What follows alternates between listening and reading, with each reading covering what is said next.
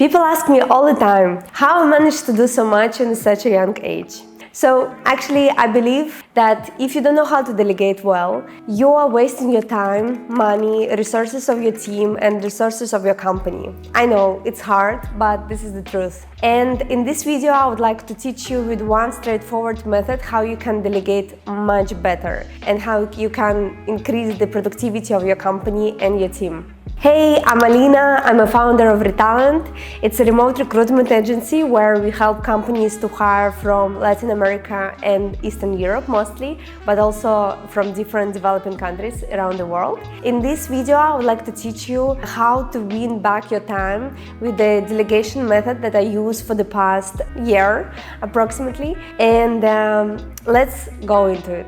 In the end of this video, I'm gonna give you a great bonus that you're gonna enjoy a lot. This is gonna work for every entrepreneur out there. And yeah, I'm gonna keep it as a secret what it is, so you keep till the end of the video. So something that I always say is that I manage to do so much in my life because of delegation. So I feel like it is my superpower, and the people who know me always make jokes about it. So for example, I don't actually even remember when was the last time I went to supermarket or washed dishes, because me and my family are on a very high level of delegation. So we really delegate a lot of the things like returns of Amazon, and we delegated mostly to our executive and personal assistant, to our cleaning lady. But today I'm going to talk about not only these three main roles in our lives, but actually also how you can delegate better to your team in general. And so this principle I started to use this year, and I'm enjoying it a lot because I feel that it improved the way the task is completed. I feel like I'm always satisfied with the result if I'm doing the delegation by this principle. The principle is called 10-80-10, which is very easy to remember. So basically, the main idea is that you take a task, the task is 100%. We take it as 100%. Then we take the first 10%, we do it ourselves. Let's say that we think how we explain the tasks to the team or to the person who is gonna do it. For example, I want a new person in the team to edit this video, and I will explain. Here's the video. Here's an example how I want it to be edited. I will ask, can you do it? Are you capable of doing it? Then I will check if the person says, yes, I'm capable, I can do that. I will give this task in the beginning. Of course, I need also to see myself how I want it to be edited, because without it, it's impossible. Then that was the first 10%. Then 80% we give it away to the team. So we delegate this 80%. And then in the end, the last 10%, we come back and revise everything that was done. Check, give a feedback, see what could be improved next time. Maybe something has to be improved now. And so basically we come back and do it again.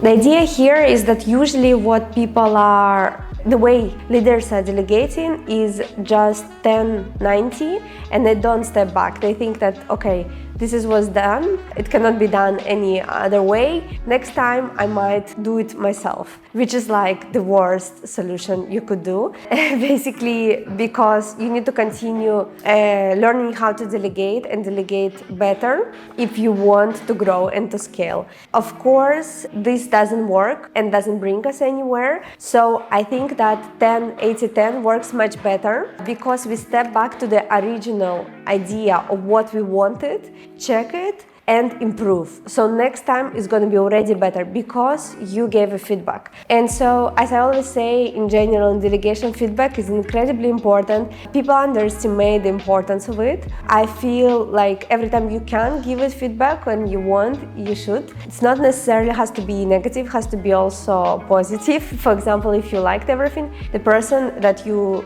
delegated it to also needs to know what exactly you liked, so they can repeat it next time. Because maybe they just, if you don't say anything, they just miss it, and next time they don't do it.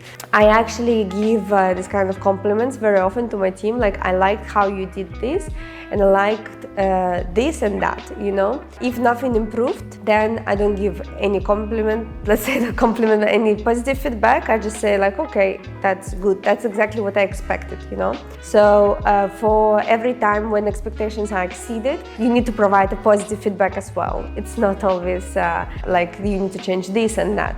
What's important to mention here is that not every task should be used with this principle, because I think it works the best for new tasks and for the tasks that are very repetitive and the person is gonna do all the time. The first few times, yes, you need to step in the beginning and in the end, but later I wouldn't recommend always doing it, because you would just get absolutely overwhelmed, you know. And also, like, as the company is growing, you just cannot physically do it, like go here and there. So for example, in my recruitment processes, I don't step in the beginning and the end, because the processes are already set. Those are not new tasks. Same with the assistants. Every time the task is new, I do step in and step back on the end. But if it's a task that they've done a million times, I'm not going and micromanaging, double checking. So this is like a thin line between giving a feedback and giving in the beginning the task